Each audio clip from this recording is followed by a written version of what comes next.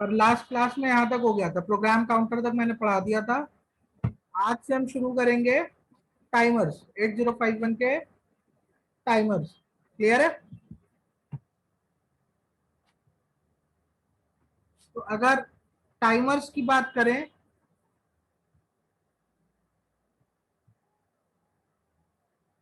ठीक है, तो यहाँ पे क्या लिखा हुआ है? यहाँ पे लिखा हुआ है 8051 हैज टू टाइमर्स और काउंटर्स। ठीक है, they can be used either as, मतलब 8051 के पास टाइमर्स होते हैं, ठीक है, कितने?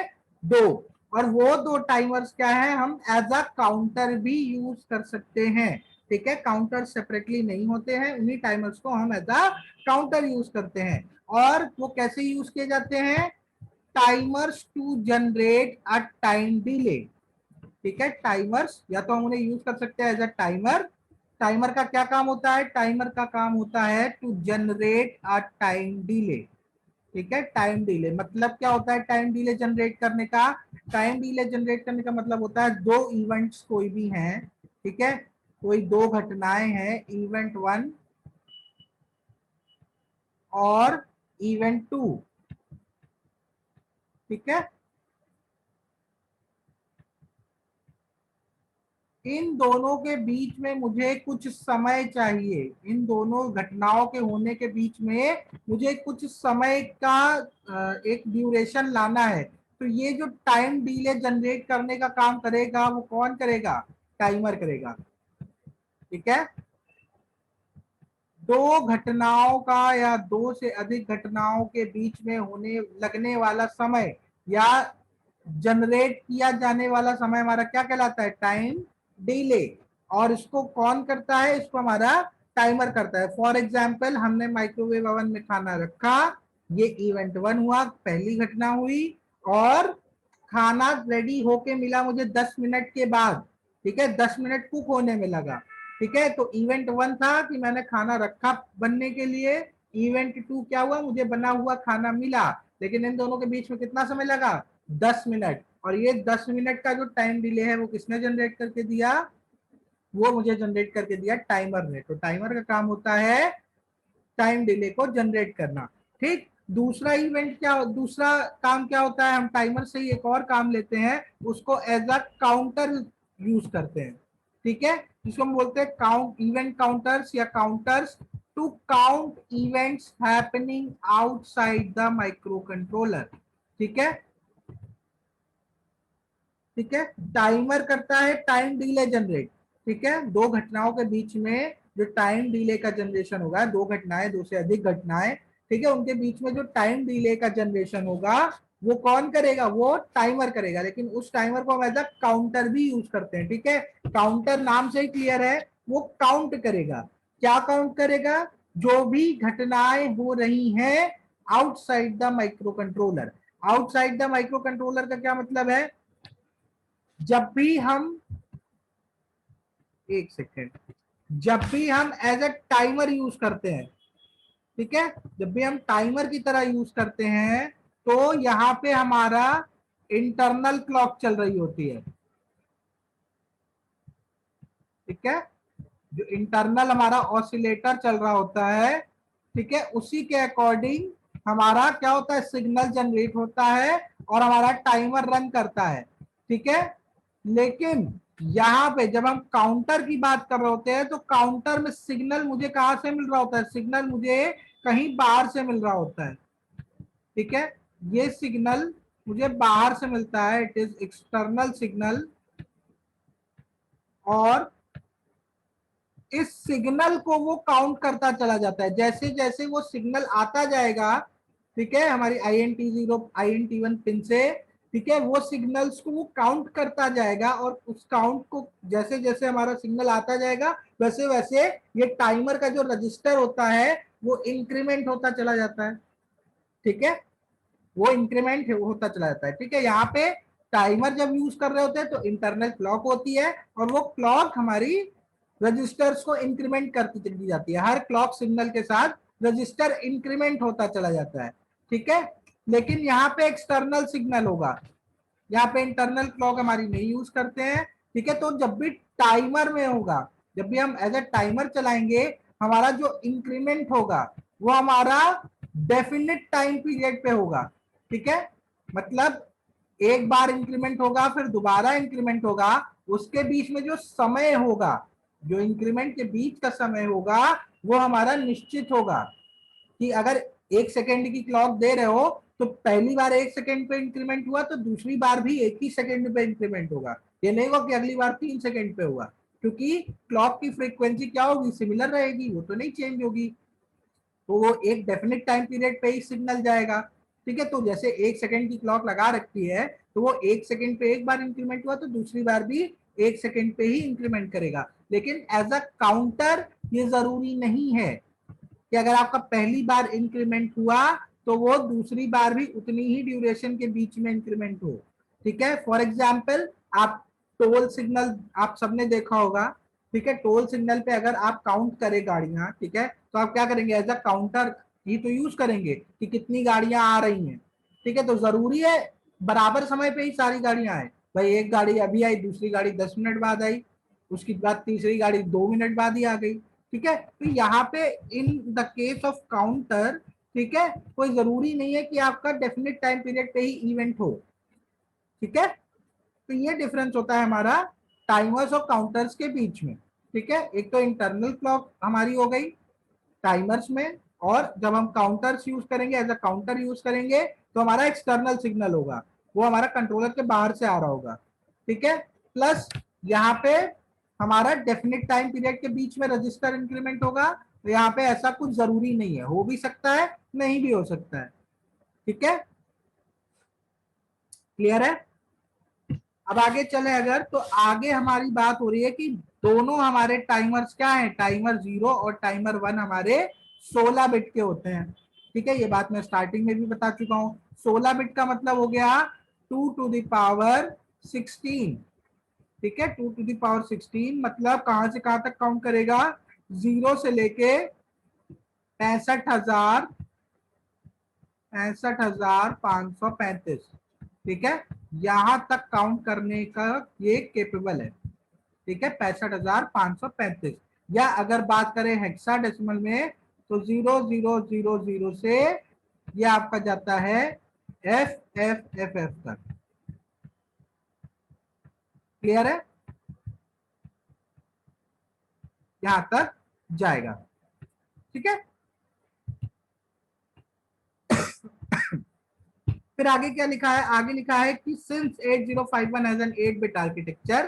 ठीक है, ये बात मैं बता चुका हूं कि हमारा 8051 क्या होता है, 8 बिट का है, 8 बिट का कंट्रोलर है। तो 8 बिट का होने की वजह से हमारे पास 16 बिट का रजिस्टर ऐसे डायरेक्टली नहीं होता। ये जो हमारा 16 बिट का टाइमर होता है, ये 8 बिट के 2 रजिस्टर होते हैं। ठीक है, 8 बिट के 2 रजिस्टर होते हैं, जिसको हम कहते हैं registers of low byte and high byte. ठीक है, जिसको हम कहते हैं TL और TH। ठीक है, ये ऐसे 2 रजिस्टर होते हैं, ये मिला के 16 बिट का बनाते हैं। ठीक है, 0 लगा दोगे तो आपका टाइमर 0 के लिए बन जाएगा, 1 लगा दोगे तो आपका टाइमर 1 के लिए TL1 और TH1 बन जाएगा। ठीक है, हाँ, टाइमर 0 भी आपका 16 बिट का होता है, और टाइमर 1 भी आपका 16 बिट का ही होता है। ठीक है, और दोनों में आपके दो दो रजिस्टर होते हैं, वो मिला के आपका 16 बिट का बनाते हैं। ठीक है, TL0 TH0 आपका टाइमर 0 बनाएंगे, और TL1 TH1 आपका टाइमर 1 बनाएंगे। ठीक है, चलो आगे चला जाए। यहां तक किसी को कुछ पूछना हो तो भाई पूछ लो। आगे चला जाए तो आगे क्या है, आगे आपको आपके टाइमर रजिस्टर्स का डायग्राम दिख रहा होगा। ठीक है, अभी यही सेम चीज मैं बोल रहा था, ये आपका टाइमर 0 है। ठीक है, this is your timer 0 and this is your timer 1। ठीक है, क्योंकि हमारा 8 बिट का आर्किटेक्चर होता है, तो हमारे 8 बिट के 2 रजिस्टर मिला के हमारे टाइमर को बनाते हैं। ये TL0, ठीक है, ये और ये TH0, ये मिला के बनाएगा आपका टाइमर 1, और TL1 और TH1 ये आपका मिला के बनाएगा टाइमर 1। क्लियर है, डायग्राम आपके सामने है। ये एक नॉर्मल रजिस्टर की तरह काम करते हैं, यहाँ पे लिखा भी हुआ है accessed as low byte and high byte, मतलब ये आपका लो बाइट हो गया टाइमर की, ये आपका हाई बाइट हो गया। जैसे मान लो मैंने एग्जांपल, बाय चांस मैंने एग्जांपल दिया कुछ भी, मूव TL0 कॉमा 4F लिखा है ना यहाँ पे, 4F की जगह मैंने बाई चांस कर दिया, या अच्छा चलो इसी को रखते हैं, 4F है और यहाँ पे TH0 भी ले लेता हूं मैं, मूव TH0 और 4F है ना, चलो कुछ भी ले लो, 5F ले लो, ठीक, 5F यहाँ पे ले लिया, तो आपका 5F यहाँ पे आ जाएगा, ठीक है, 5F आपका TH0 पे आ जाएगा, और 4F आपका कहाँ पे आ जाएगा बेटा, 4F आपका TL0 पे आ जाएगा, ठीक है। तो टोटल टाइमर जीरो में आपकी वैल्यू गई क्या, 5F4F, ठीक है, 5F4FH, ठीक है। जो टोटल टाइमर जीरो में आपकी वैल्यू गई वो ये गई, ठीक है, ये आपकी वैल्यू गई है जो जीरो से लेके यहां तक आपका टाइमर काउंट करेगा, ठीक है। फिर क्या कह रहा है, the lower byte register is called TL0 and TL1 and higher byte is called TH0 और TH1, ये मैं बता चुका हूं, ठीक है। और ये किसी भी एनी मतलब जो भी आपके नॉर्मल रजिस्टर्स होते हैं उसकी तरह आप एक्सेस कर सकते हैं।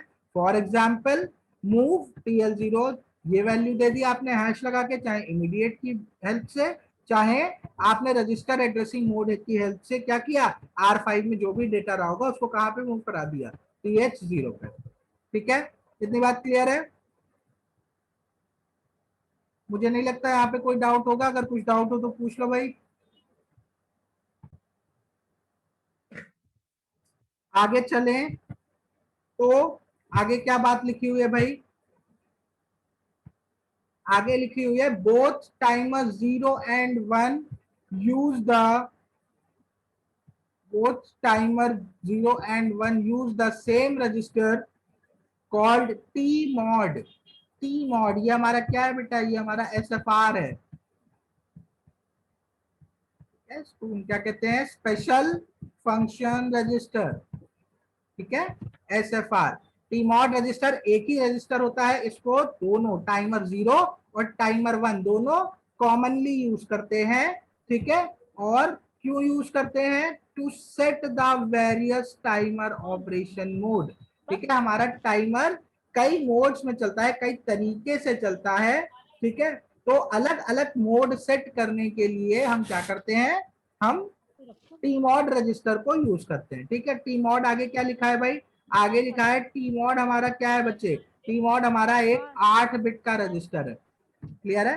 टीमॉड हमारा 8 बिट का रजिस्टर है जो लोअर 4 बिट्स हैं, ठीक है।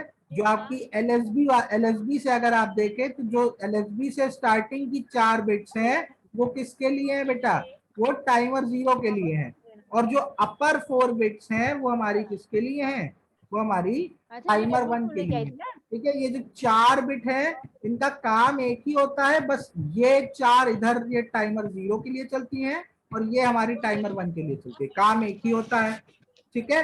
अब आगे क्या कह रहा है, यहाँ पे शॉर्ट में बताया है कि जो दो हमारी लोअर 2 बिट्स हैं वो यूज करती हैं, वो हमारा सेट करने के लिए हेल्प करती हैं, किसके लिए, टाइमर मोड के लिए। मतलब M1 और M0 जो हमारी हैं, सरल भाषा में अगर बात करें तो M1 M0 से हम टाइमर का करते हैं, ठीक है। चाहे आप इधर टाइमर 1 की बात करें, चाहे आप टाइमर 0 की बात करें, ठीक। M1 M0 मोड सिलेक्ट करते हैं और हम अपर 2 बिट्स मतलब गेट और ये C/T वाली जो बिट है जो अभी आगे डिस्कस करेंगे वो ये बताती है कि जो हमारा ऑपरेशन होगा वो कैसा होगा, ठीक है। ऑपरेशन को स्पेसिफाई करने का काम करती है, अभी डिटेल में ये चीजें अभी हम आगे वाली स्लाइड में देखते हैं, ठीक है। यहां तक किसी को डाउट हो तो पूछ लो, वैसे इस स्लाइड में ऐसा कुछ है नहीं, बाकी अगर किसी को कुछ पूछना हो तो पूछ लो। तो आपका टीमॉड रजिस्टर है उसका डिटेल्ड वर्जन आपको सामने दिख रहा होगा, ठीक है। एक बात तो मैं क्लियर कर चुका हूं कि आपकी लोअर 4 बिट्स टाइमर 0 के लिए है, अपर 4 बिट्स आपकी टाइमर 1 के लिए है, ठीक है। वर्किंग सेम होती है, जो 4 बिट टाइमर 0 के लिए काम करेंगी वो सेम वर्क आपका टाइमर 1 के लिए भी करेंगी, ठीक है। अब बात करें अगर कि काम क्या है, मैं सिर्फ आपको 4 बिट ही समझाऊंगा, ठीक है, वो सेम चीज यहाँ पे भी अप्लाई हो जाएगी आपकी टाइमर 1 के लिए। ठीक है, चाहे आप जिसकी भी बात कर लें, ठीक है, वो कॉमन है। तो बात करें M1 M0 की, सबसे पहले M1 और M0, चाहे आप इसकी बात कर लें चाहे आप इसकी बात कर लें, कोई फर्क नहीं पड़ता है। ये आपका क्या डिसाइड करते हैं, ये आपका टाइमर का मोड डिसाइड करते हैं। ठीक है, जैसे PSW रजिस्टर में आप रजिस्टर बैंक सेलेक्ट कर रहे थे, ठीक है, RS0 और RS1 वाली बिट से सेम काम यहाँ भी होता है कुछ कुछ। ठीक है, क्या चीज है, M1 M0 इस पैटर्न में लिखा होगा। ठीक है, not M0 M1, it's M1 M0 ऐसे लिखेंगे। जब M1 0 और M0 भी आपका 0 होगा तो ये आपका क्या होगा, मोड 0 होगा। ठीक है, मोड 0 होगा। मोड 0 का क्या मतलब होता है, मोड 0 में आपका टाइमर चलेगा as a 13 bit timer mode. ठीक है, 13 बिट का टाइमर मोड चलेगा। कैसे चलेगा, आपका 8 बिट का टाइमर होगा या काउंटर होगा। ठीक है, जो आपका THX होगा, और TLX आपका क्या करेगा, 5 बिट प्री स्केलिंग का काम करेगा। ठीक है, 5 बिट प्री स्केलिंग का काम करेगा। अच्छा, ये पूरा मामला क्या है, जरा इधर समझो। 13 बिट के मोड में होगा क्या, एक स्लाइड और पीछे आना पड़ेगा। देखिए, जो आपकी वैल्यू रहेगी, आप 13 बिट जो मोड 1 है 13 बिट वाला, ठीक है, उसमें आप 8 बिट की वैल्यू होगी। ठीक है, 8 बिट की वैल्यू होगी। ठीक, जो कि आपकी किस में जाएगी, TH रजिस्टर में जाएगी। ठीक है, चाहे आपका TH0 हो चाहे TH1 हो, वैल्यू आपकी किस में रहेगी, TH रजिस्टर में। और 5 बिट्स आपकी यूज होंगी किसकी, आपकी TL रजिस्टर की। ठीक है, ये TL रजिस्टर क्या करेगा बेटा, ये आपका प्री स्केलिंग का काम करेगा। ठीक है, तो जो आपकी वैल्यू है वो कहां पे आ जाएगी, जो जितनी बार आपको चलाना है वो वैल्यू आपकी TH0 में आ गई। ये बात तो भाई समझ में आ गई। ठीक, वैल्यू मैंने यहाँ लोड कर दी। अब सर ये जो 5 बिट की प्री स्केलिंग है, इसका क्या मामला है। ठीक है, तो इसका मामला अगर देखा जाए तो जो आपकी क्लॉक सिग्नल है, ठीक है, वो कुछ इस तरीके की जाएगी। क्लियर है,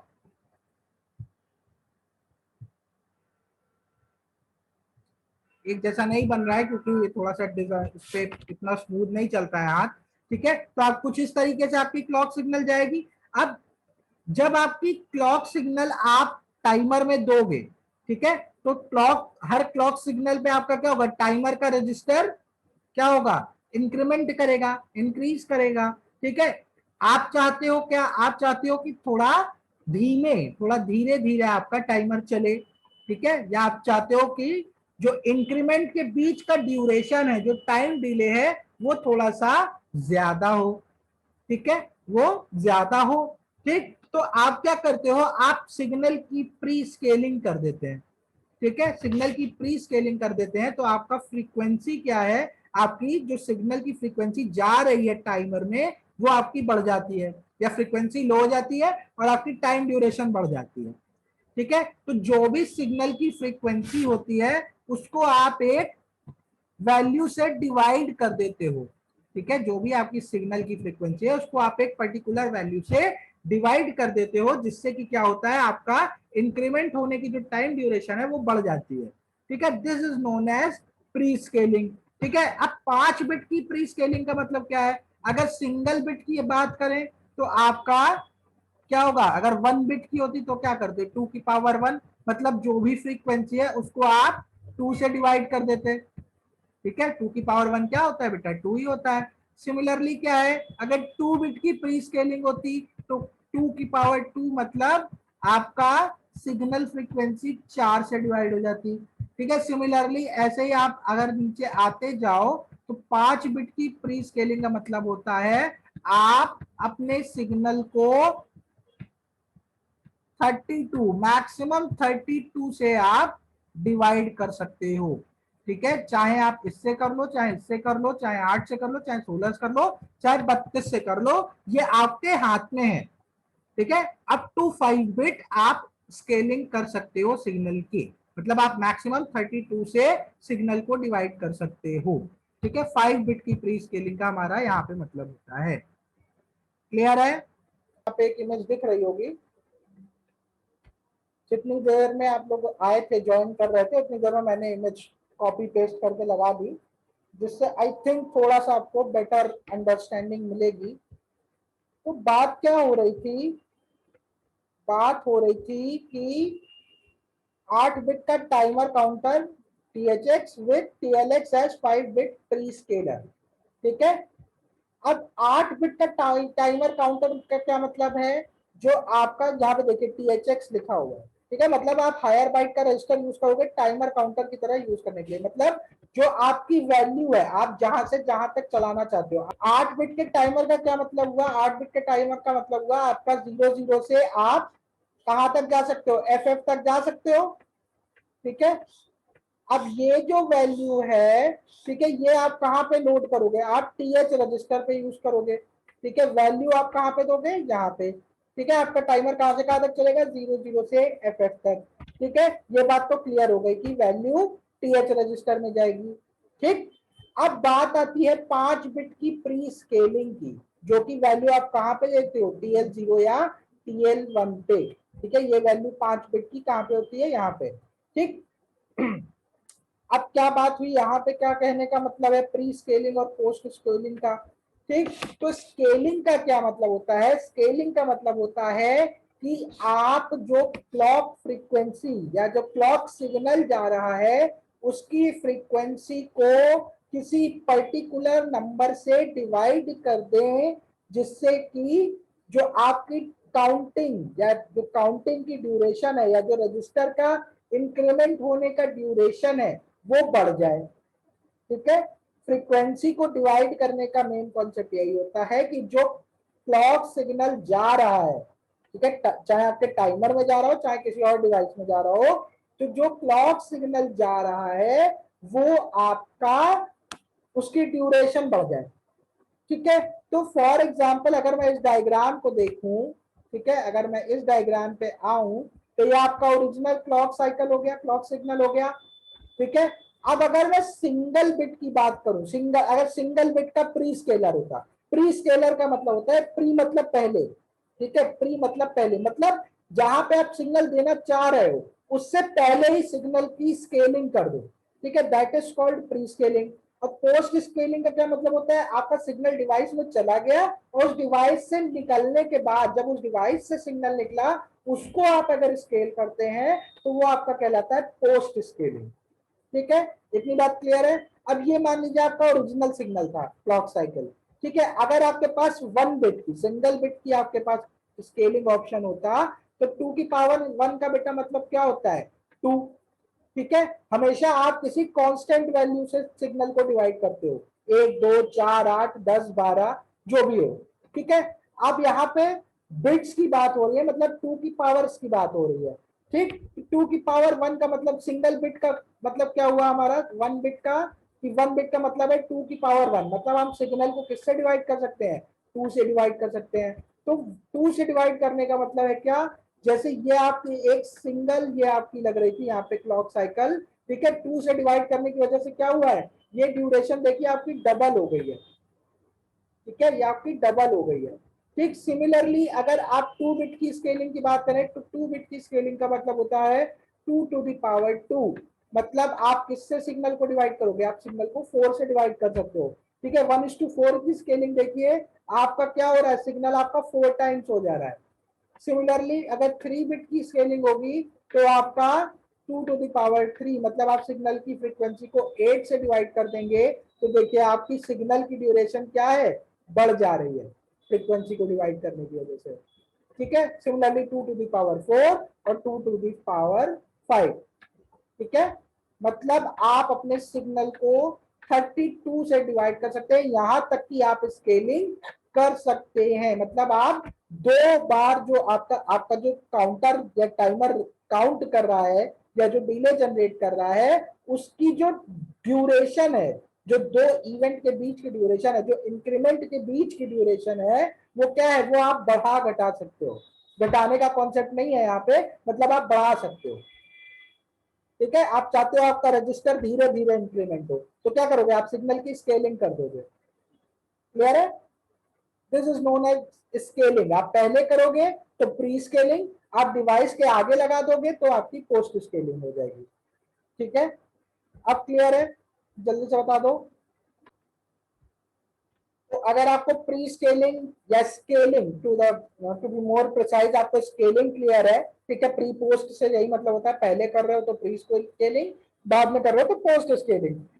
ठीक है, तो स्केलिंग का कॉन्सेप्ट क्लियर हो गया और आपको वैल्यूज कहाँ रखनी है ये क्लियर है। तो मोड जीरो से हमारा सीधा सीधा मतलब होता है कि जो वैल्यू जो आपको काउंट करवाना है, आप काउंट कहाँ से कहाँ तक करवा सकते हो। अब 8 बिट का टाइमर यूज हो रहा है, तो 0 0 से FF, ठीक है, यहां तक भी आप काउंट करवा सकते हो। और आप सिग्नल की स्केलिंग कर सकते हो TL रजिस्टर की हेल्प से। ठीक है, ये आपका होता है 13 बिट का टाइमर मोड। ठीक है, इतनी बात क्लियर है? अब अगर मोड वन की बात करें, मोड वन में क्या होता है, आपका M1 वाली बिट 0 रहेगी और M0 वाली क्या रहेगी, M0 वाली बिट आपकी 1 हो जाएगी। मतलब 0 1 का जब कॉम्बिनेशन चलेगा तो ये आपका मोड वन होगा।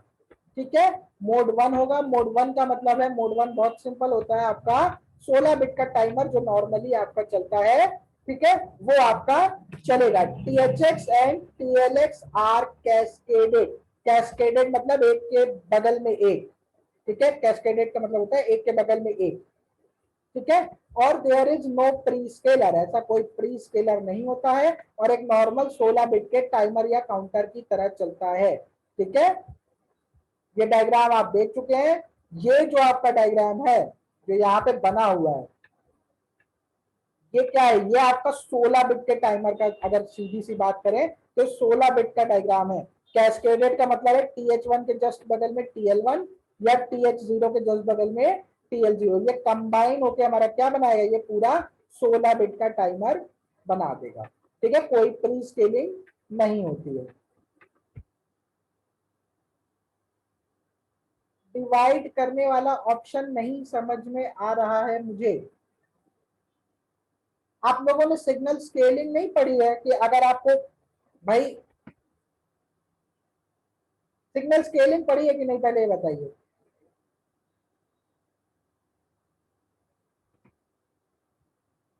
नहीं पढ़ी है? अच्छा एक बात बताइए, एक मिनट, नहीं नहीं, किसी ने नहीं पढ़ी है तो जरा ये भी बता दें। अच्छा एक बात बताइए, फ्रीक्वेंसी और टाइम क्या होते हैं बेटा, इनवर्सली प्रोपोर्शनल होते हैं। फ्रीक्वेंसी और टाइम क्या होते हैं बेटा, इनवर्सली प्रोपोर्शनल होते हैं। व्युत्क्रमानुपाती पढ़ा है, इतना तो पता होगा, है ना।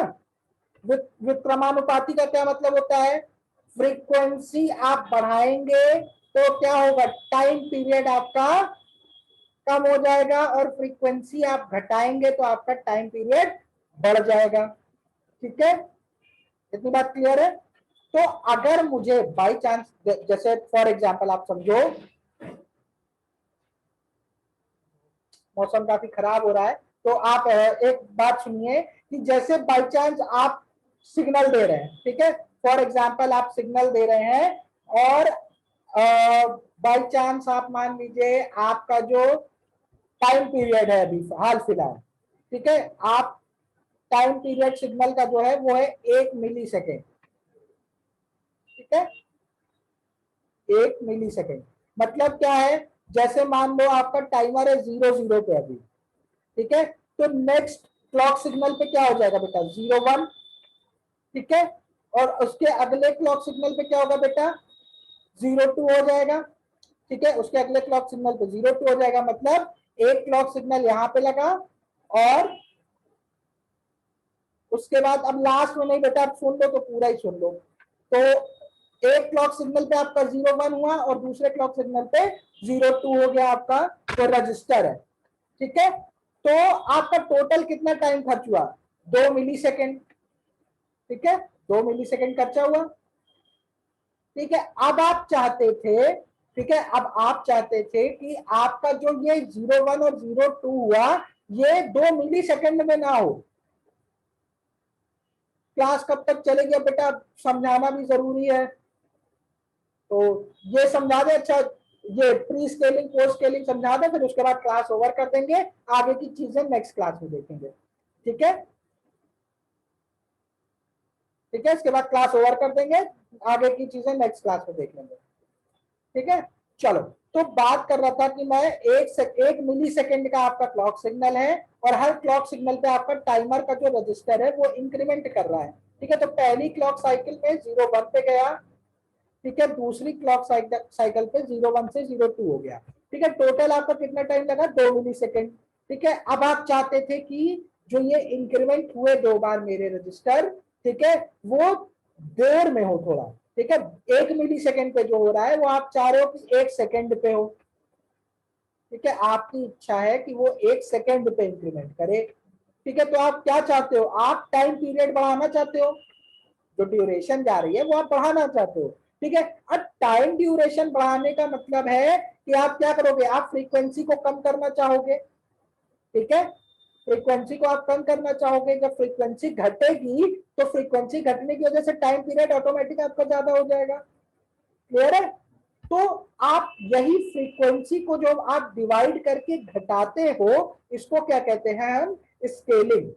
ठीक है, इसको हम कहते हैं स्केलिंग, मतलब जो ओरिजिनल फ्रीक्वेंसी है उसको आप डिवाइड कर देते हो। ठीक है, और डिवाइड आप किसी कांस्टेंट नंबर से करते हो। ठीक है, ये फ्रीक्वेंसी घटाने का एक तरीका होता है। किसी डिवाइस में देने के पहले आप स्केलिंग कर रहे हो तो प्री स्केलिंग हो जाता है, और डिवाइस से सिग्नल मिलने के बाद अगर आप स्केलिंग करते हो तो पोस्ट स्केलिंग हो जाता है। ठीक है, इसी तरह आप 2 से डिवाइड करो, 4 से डिवाइड करो, 8 से डिवाइड करो, 32 से डिवाइड करो, तो आपके हाथ में है। तो 5 बिट का प्री स्केलर का मतलब होता है 2 की पावर 5। मतलब आप फ्रीक्वेंसी को मैक्सिमम 32 से डिवाइड कर सकते हो, उससे ज्यादा नहीं, उससे कम से कर सकते हो। मतलब 2 से कर सकते हो, 4 से कर सकते हो, 8 से कर सकते हो, 16 से कर सकते हो, 32 से कर सकते हो, उससे ज्यादा नहीं। ठीक है, उससे कम से कर सकते हो। ठीक है, that is known as scaling. अब क्लियर है? हाँ, बारिश हो रही है। अरे तो क्लास कर रहे हो ना बेटा, बारिश में थोड़े ना भीग रहे हैं हम लोग। 2 मिनट पढ़ लो, उसके बाद फिर हम लोग छोड़ देंगे क्लास। ठीक है, तो यहां तक आपकी बात क्लियर है? देखिए 2 मोड हो चुके हैं, तो 2 मोड जल्दी से पढ़ा देता हूं। ये बात आपकी क्लियर है कि पहला आपका मोड 0 में 13 बिट का मोड है, जिसमें 8 बिट का आपका टाइमर चलेगा। ठीक है, जो कि आपका टीएच वाले में जाएगा रजिस्टर में, और टीएल रजिस्टर की हेल्प से हम स्केलिंग करते हैं। ठीक है, फिर मोड 1 की बात करें, मोड 1 हमारा नॉर्मल 16 बिट का टाइमर मोड होता है। ठीक है, जिसमें आपका 0000 से एफ एफ एफ एफ तक आपका आपका क्या होता है, काउंटिंग करता है। ठीक है, फिर आपका तीसरा मोड क्या होता है बेटा, आपका तीसरा मोड होता है जब आपका M1 आपका 1 हो जाता है और M0 आपका 0 हो जाता है। ये आपका बनाता है मोड 2। ठीक है, मोड 2 का मतलब होता है 8 बिट ऑटो रिलोड। ठीक है, 8 bit auto reload. Auto reload का मतलब क्या होता है, जो आपका टीएच रजिस्टर है, ठीक है, जो आपका टीएच रजिस्टर होगा, चाहे TH0 कहें चाहे TH1 कहें, वो आपका क्या करेगा, वो वैल्यू स्टोर करेगा जो कि आपकी लोड होनी है बार बार। ठीक है, every time when TLX overflows. मतलब क्या होता है, आपका TH है, TH रजिस्टर है, और TL रजिस्टर है। ठीक है, आप क्या करोगे, बाई चांस आपको कहां से कहां तक काउंट कराना है, 00 से मान लीजिए आपको जाना है 7F तक। ठीक है, तो ये आपकी वैल्यू जो TH होल्ड करेगा वो 7F। ठीक है, एवरी टाइम आपका जब TL आपका 0 से 7F तक काउंट कर लेगा, ठीक है, 0 से 7F जाने के बाद क्या होगा, एक बार इसने 7F काउंट कर लिया। ठीक है, 7F काउंट करने के बाद क्या होगा, ये वापस से किस पे आ जाएगा, 00 पे। ठीक है, तो फिर आपका ये टीएच रजिस्टर जो है वो वैल्यू होल्ड करता है जहां तक आपको टाइमर को काउंट कराना है। कई बार ऐसे केसेस आते हैं कि आपको बार बार आपको रिपीट उसमें टाइमर चलाना पड़ता है। ठीक है, तो ऐसे केस में क्या करते हैं आप, जो आपको जहां तक टाइमर चलाना है वो वैल्यू आप एक रजिस्टर में रख देते हैं। जैसे ही आपका एक बार टाइमर चल जाएगा, ठीक है, दोबारा से वो वैल्यू आपकी लोड हो जाएगी और आपका टाइमर दोबारा चलने लगेगा। ठीक है, तो मतलब जो टीएच आपका रजिस्टर है वो वैल्यू होल्ड करेगा जो जहां तक आपको टाइमर चलाना है, और टीएल आपका टाइमर चलेगा। ठीक है, ऑटो रिलोड का ये मतलब होता है एवरी टाइम टीएल आपका कंप्लीट करेगा टाइमिंग, आपका टीएच रजिस्टर वापस से वो वैल्यू दे देगा जहां तक आपको टाइमर चलाना है। ठीक है, क्लियर है? क्लियर है? मोड 2 क्लियर है? ठीक है, मोड 3 की बात करें, मोड 3 में क्या है बेटा, मोड 3 में आपका दोनों बिट 1 होनी चाहिए। यह आपका स्प्लिट टाइमर मोड होता है, मतलब आप अपने टीएल रजिस्टर को अलग यूज कर सकते हैं और टीएच रजिस्टर को अलग यूज कर सकते हैं। ठीक है, स्प्लिट टाइमर में ऐसे कोई इशू नहीं होता। ठीक है, मोड 3 में आपका टीएल और टीएच आप सेपरेटली यूज कर सकते हो। क्लियर है? आगे चले।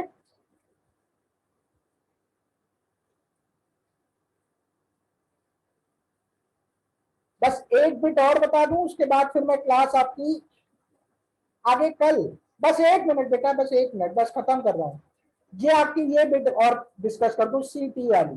ठीक है, सीटी, सीटी का मतलब क्या है, काउंटर स्लैश टाइमर।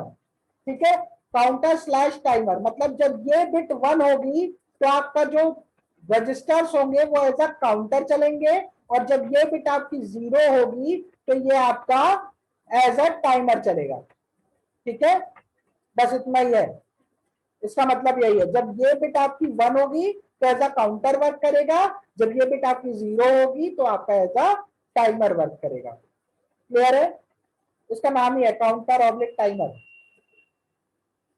ठीक है, अब आगे की क्लास कल, ये जो गेट वाली बिट है ये हम लोग कल डिस्कस करेंगे। क्लियर है? कोई डाउट हो आप लोग को अभी थोड़ी देर में यूट्यूब पे लिंक मिल जाएगा, आप लोग देख लीजिएगा, कोई डाउट हो तो मुझसे आप लोग पूछ सकते हैं। ठीक है, ठीक है, ठीक है, थैंक यू सो मच।